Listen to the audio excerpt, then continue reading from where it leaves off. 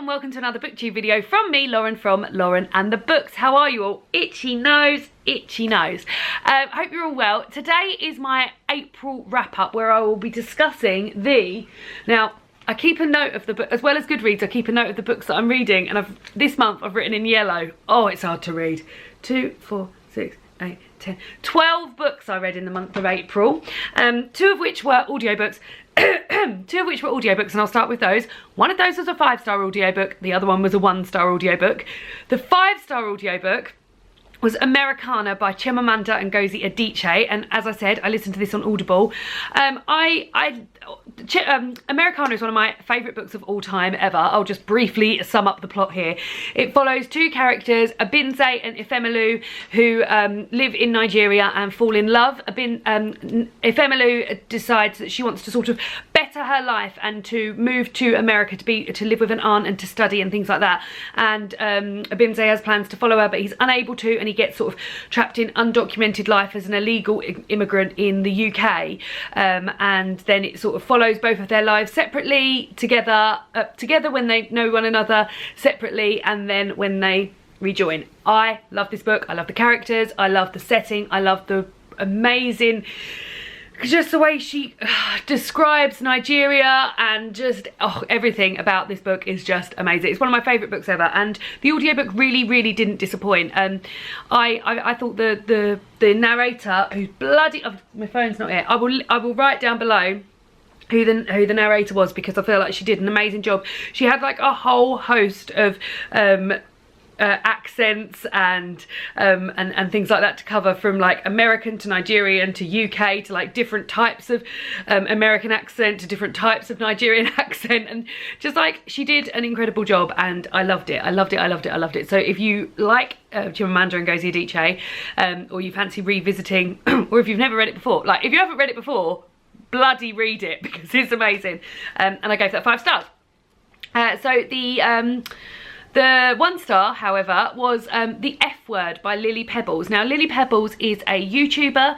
I've started following her, I don't know how recently, and I can't actually remember what got me onto her channel. I can't remember. She's a UK YouTuber, and she does a lot of fashion and not so much beauty, like maybe like makeup stuff. The reason I follow her is because I really enjoy watching her. She does like, she's got a nice house, and she does like lots of nice things with her house and things like that. I think she's a good YouTuber, and I enjoy her channel. I don't like, she's not like one that I'm like, oh my god, she's posted, I'm so excited.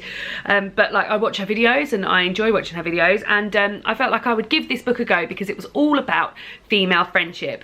But for me, it was just dross. Like, I don't know who the book was written for.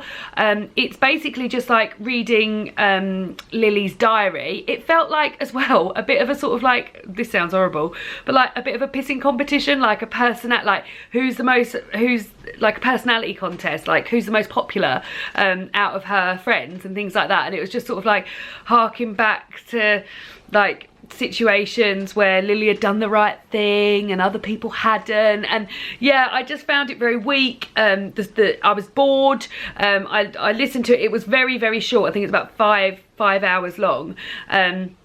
And like it just wasn't like, it wasn't engaging or anything like that. And yeah, I didn't enjoy it. I thought it was boring, and yeah, just missed. I'm not sure who that book was for. And actually, I went on a few of the I went on the Goodreads page afterwards to have a look at some reviews, and quite a lot of the 1-star ones on there were like, I really love her channel, but this book is rubbish. So I was like, oh, so it's not just me who thinks it's rubbish. Other people who enjoy it, like who are big fans of Lily as well, didn't find it great. So yeah, 1 star, 5 highs and lows. But let's get on to the actual books that I've read with my eyes this month. So the first one I read and finished and I loved was the Poisonwood Bible by Barbara Kingsolver. I did this as a buddy read. We had a wonderful time. This is set in the Belgian Congo. It's really big. It looks like a tiny little book. It's massive. It's set in the Belgian Congo, and it follows a wife of a Baptist priest who's sort of gone there on a mission to educate locals on on Christianity, etc., told from the wife's perspective and their 4 daughters. The Nathan, the husband and the father of these daughters, is not a very nice man at all, and you hear about his sort of relationship with his wife and his children through them.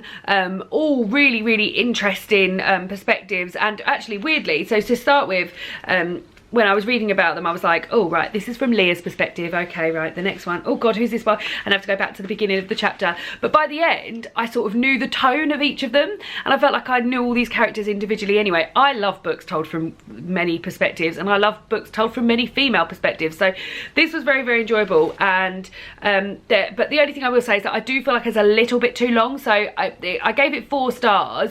On reflection, I maybe think it's like a 3.5 star. I feel like there's a point, and like Mercedes and I have spoken about this, and there's a point where I feel like it should have ended. It built up to quite a crescendo, and then everything after that was a bit like and petered out and like lost me a bit in some places. But the characterization in this was amazing. The setting again was like fantastic. I would definitely be reading more of Barbara Kingsolver's stuff. I used to have a gorgeous hardback copy of the Lacuna, which I bloody gave away. I don't even know why. It was gorgeous. I bought it for £1 in a charity shop, and it was lovely.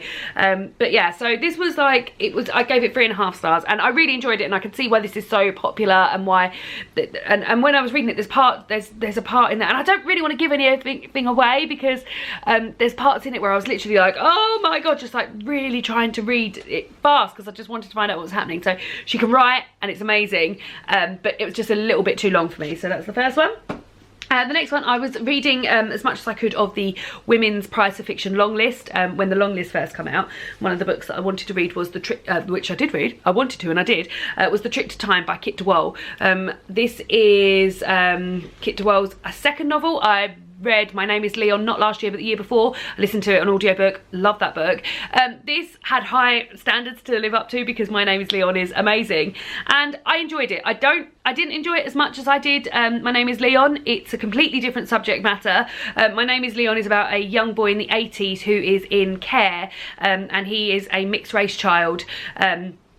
And him and his brother get split up. His brother is a white baby and gets adopted very quickly, and he gets put into care and things like that. This is completely different. This is set in Birmingham in 1972, and you follow the character of Mona, who is an Irish girl who's just come over from Ireland, and she meets a fellow Irish person on her first night, and she falls in love with him. And then you follow her now and the life that she's having now, and she's making wooden babies for mothers who have miscarried or lost a baby at very, very young age, like basically straight after birth or something like that.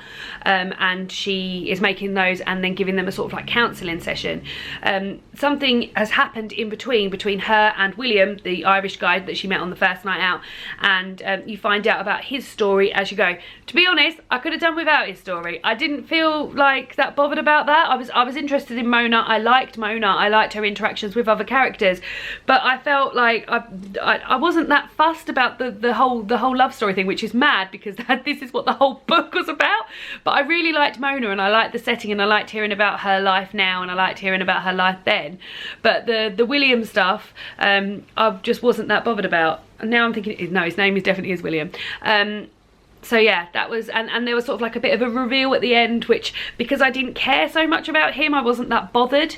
And yeah, but I enjoyed it. I love books set in Ireland with Irish people in, like, so there was always gonna be some enjoyment here. But this, to me, it wasn't My Name is Leon, but I did enjoy it. I gave it 3 stars. The next one I also did, oh god, I've been buddy reading away. Although I did buddy read this with Mercedes, but she didn't, one of us didn't keep up, I can't remember. I can't blame her because it might have been me. This is The Gloaming by Kirsty Logan. Look, I don't even have to say anything, you could just look at that.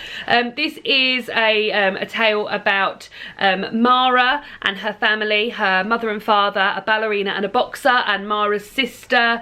I've forgotten what Mara's sister's name is.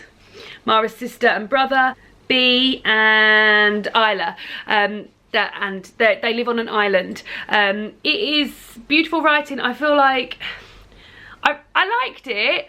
I liked it at the time. I feel like maybe some of it, like for me, I've forgotten about a lot of what happened already.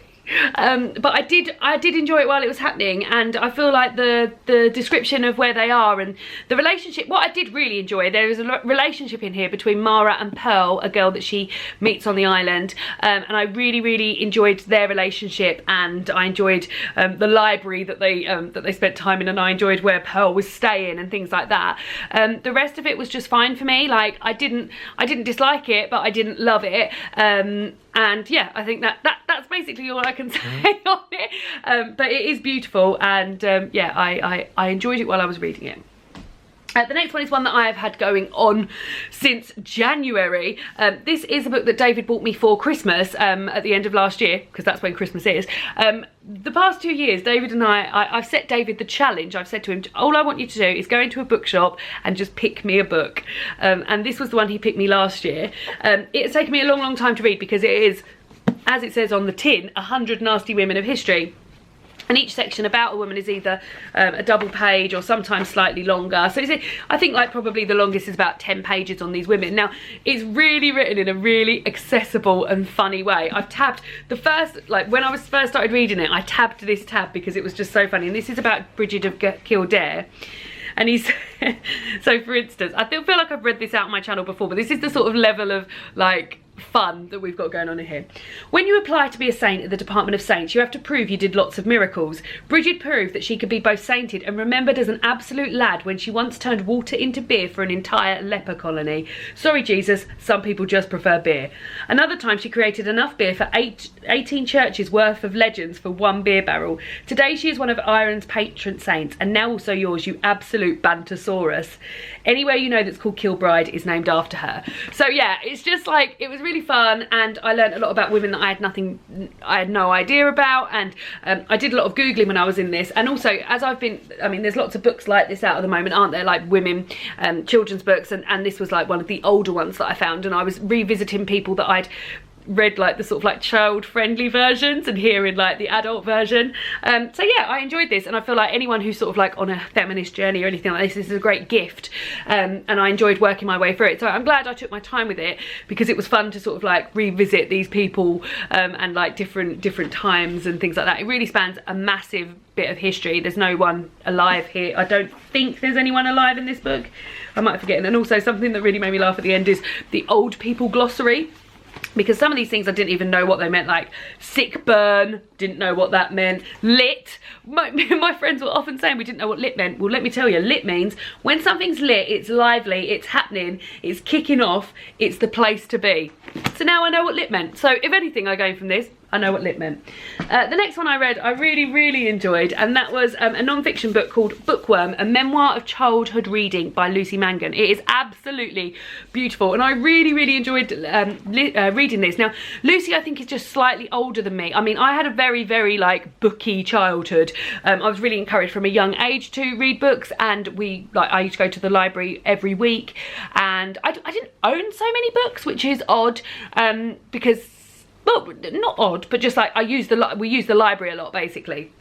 But it was really nice to read Lucy's memoir of childhood fiction, and actually she's got a list at the back of all the books that she read, and yeah, it was just, if I just read some of these just to sort of like just to remind you of childhood. So like A Very Hungry Caterpillar, I mean that's everyone's number one, isn't it? Mog's Christmas, Mr. Men series, Enid Blyton, she talks about that. Well, The Wild Things Are. I didn't read any Dr. Seuss when I was younger. The Plop series, do you remember Plop? The Owl Who's Afraid of the Dark, The Worst Witch, the Ladybird books, all Roald Dahl books. So it was really nice to hear her relationship with those, and in a way where, if I reflect this with the sort of like Lily Pebble's relationship with her friends way, like this actually felt inclusive, like it felt like I could get in on this, whereas that I know it's about different things, like this is about reading and that's about friendship, but this felt inclusive and warm and nice and cozy, and I just really thought it was lovely. And I loved revisiting the childhood books that I'd read and things like that. So I mean, if you're a reader and you read a lot when you're a child, particularly if you're from the UK, although she does mention a lot of of books that have, she got bought a lot of books from America and things like that. But I feel like if you're a child from the UK and you led a very booky childhood, then you will love this. Probably like late 70s, early 80s. I'm born in 86, and I just feel like there was a few books that were just a little bit before my time. Not that I didn't enjoy those bits, I enjoyed reading about them, but yeah, it was lovely. A book about books, I mean, come on. A book about childhood books, lovely. Gave that 4 stars. The next one is one that rears its head every single year on my channel, and that is I've started my Harry Potter read of 2018. I reread the whole Harry Potter series every year. In past years I've been starting with the illustrated editions, although last year I started with the anniversary edition of Harry Potter and the Philosopher's Stone, and then by the time I get to the ones that aren't in the illustrated edition, I listen to the audiobook. So started again. I got bought, David's mum bought me the Prisoner of Azkaban. I'm looking up there because that's where I keep him.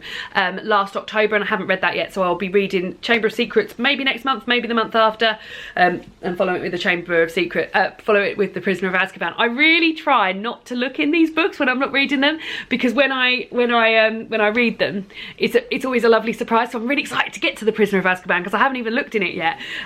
Obviously, like, I mean, I am getting a bit more familiar with these beautiful pictures now, but yeah, it's just a lovely experience. 5 stars. I don't need to go into any more detail about that. The next one was one I read. It's from the library, and it is Moonrise by Sarah Crossan. I read one by Sarah Crossan last year and the year before. She is an author who writes in verse, so it's all done in poetry, and I'm always astounded. I say always, I've only read 2 of her books. I've read one twice. Oh god, that's confusing, isn't it? I've read one twice. And on the second reading of that, I was just absolutely blown away by how much she managed to fit into basically not very many words. I've been meaning to read some more Sarah Crossan ever since I reread one, and this one, Moonrise, is about Joe, who hasn't seen his brother for 10 years because his brother Ed is on death row. Whether or not he committed the crime that he's on death row for is not fully realised, but it's about Joe's journey and spending a bit of time with his brother before he dies. And it's so sad, and so it feels so real. Like, what I also liked about one is that these characters feel like actual people, and I can't believe how much, I know I've said this before, but I can't believe how much they managed to fit in.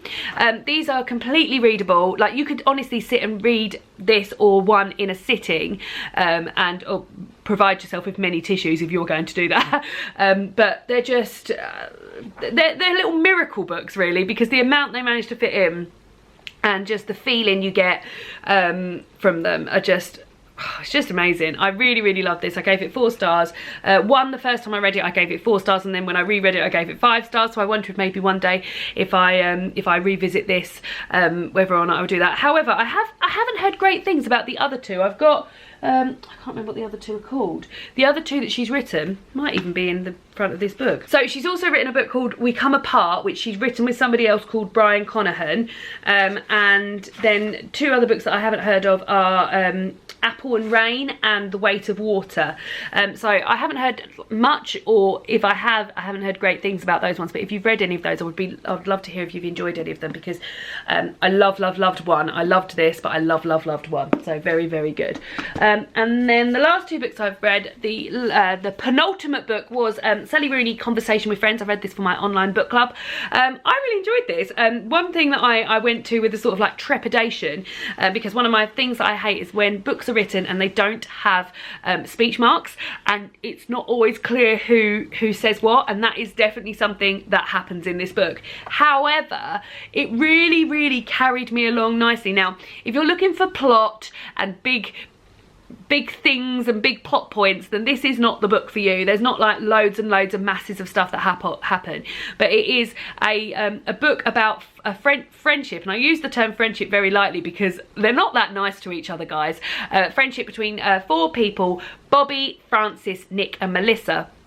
Nick and Melissa are a couple, and Francis and Nick are having an affair, and yeah, and you just sort of follow them. Now, what I did find parts of this really funny, like, because I really saw myself in parts of this. Like, there's a bit where they're at a book launch or something, and Frances knows that Nick's there, and she spends the whole night ignoring him, and then when she goes home she makes up all these things that could have happened in her head, and like gets herself so worked up, and I'm like, I've been that person making up things that haven't happened in my head, and just like, yeah, and just there's another point where she tries to make herself look really fun and cool in front of Nick, and she like laughs with Bobby, and she's like, oh, ha ha ha, full fake laughing, and Bobby grabs her and she's like, don't you dare fucking use me again. And there's parts of it, so I'm bemused by the title of Conversations with Friends, because I don't feel like these people are friends, but I did really enjoy it. I gave it 3.5 stars. This absolutely divided my book club. We had people giving it 1 star, we had people giving it 5 stars, and we haven't had that. I don't think we've ever had a book before which somebody's given it 1 star and somebody's given it 5 stars. I don't think we've ever had that before, so that was a bit bizarre. But yeah, I thought it was quite a good just a study on friendships, really, or if you can even call it that. And then the last book I've read was one I just picked up for the library on a whim, really. This is shiny, so I do apologise. This is Stacey Dooley, On the Frontline with Women Who Fight Back. Now, Stacey Dooley is a British... I mentioned Stacey briefly in my favourites video from this month. She is a British journalist and sort of TV presenter and reporter who got into journalism. She applied to be on a TV programme called Blood, Sweat and T-Shirts, which went into depths about what happens in sweatshops and factories where clothes are being made. And off the back of that, she was so engaging. Off the back of that, they asked her to do her own series. And I've watched 1 episode of her series, which is goes into detail about, which focuses on violence against Russian women. And this book sort of just revisits all the cases she's ever been to, and the amazing women that she's met, and the situations that they're in different countries and things like that. What I found it, because this isn't going to be the best written book ever, and it's not the most academic written of books, but it's very accessible, and it taught me what I needed to know.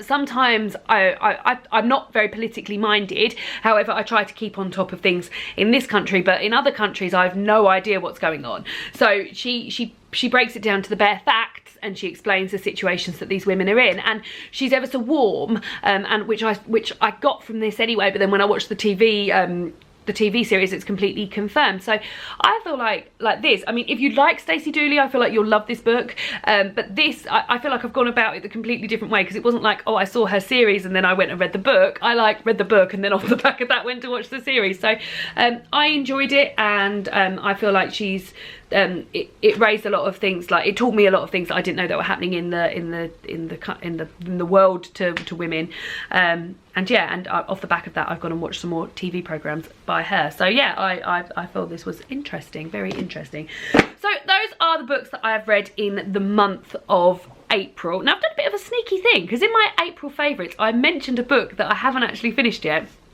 I will talk about it more when I've actually finished it, because I've got a feeling it's one of my favourite audiobooks ever. But I'm currently listening to The Trauma Cleaner by Sarah Krasnostein, which follows the tale of a woman, Sandra, who is a trauma cleaner who cleans up after road traffic accidents, murder. She cleans up after hoarders. If someone dies in a house, and they've got a lot of stuff there and things like that, or if they've been left for a long time, pretty grim stuff.